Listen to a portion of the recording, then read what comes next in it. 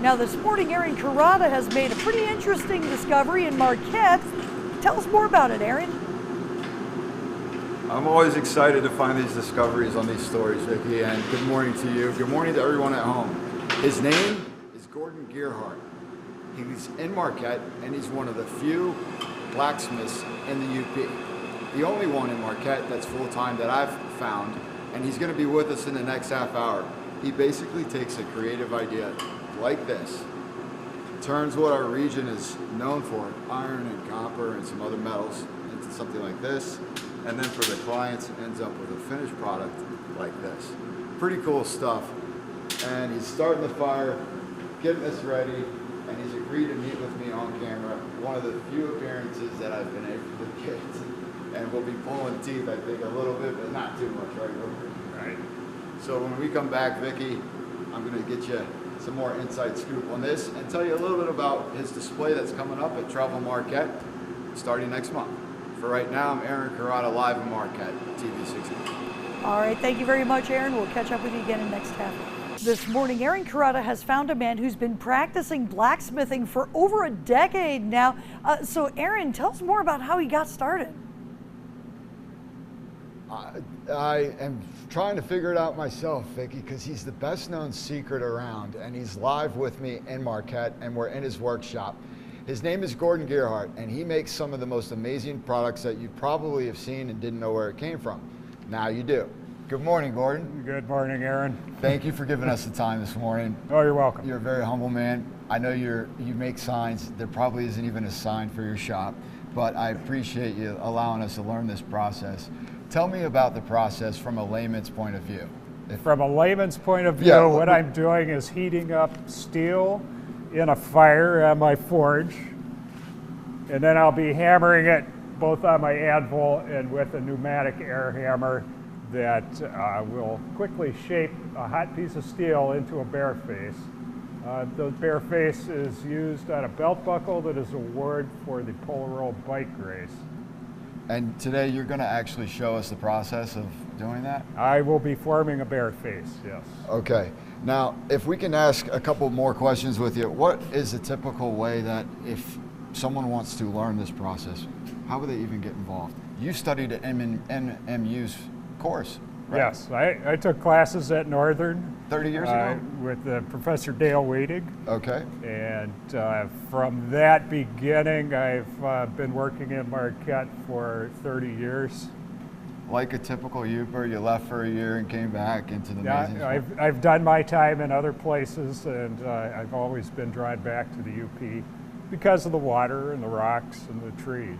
Sounds like it's the main element in what you do as well. It definitely is an influence in my work. I'm going to let you get to it, Gordon. I don't want to keep you. Could you just walk us through as you do it? That'd be great. All right. So I have a piece of steel heated up in the fire. Pull it out briefly.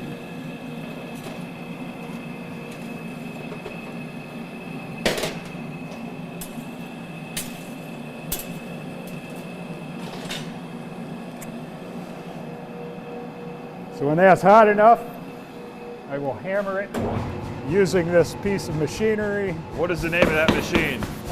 This is a power hammer. Okay. And it's run by air. Power hammer run by air. These are coals that you're working with? The fire is fueled by coke, which is coal that has been cooked down in a kiln. Okay. One of the main elements. It's definitely heating up in here, Vicki, and when we come back, guys, we're going to learn the actual process. I think he's going to be hammering away and give me a chance to actually use this thing, which will be put on the metal, not myself. So when we come back, we'll be live again right here in the workshop for Gordon and Marquette. Back to you guys in the studio for now. All right, thank you very much, Aaron. He said it's heating up in there. It's a little cool outside, so he's in the right place. We're getting some of that heat over here. This morning, we're learning about the unique trade of a blacksmith. TV6's Aaron Carotta joins us from Gearhart's workshop in Marquette. Good morning again, Aaron. Good morning, Andrew. I can't sum up any better than Gearhart himself here in Marquette. The iron's hot, and there's too many of them in the fire, so we're going to get right into it. Good morning, Gordon. What are you doing over there? I'm about to make a bear face. All right, making a bear face.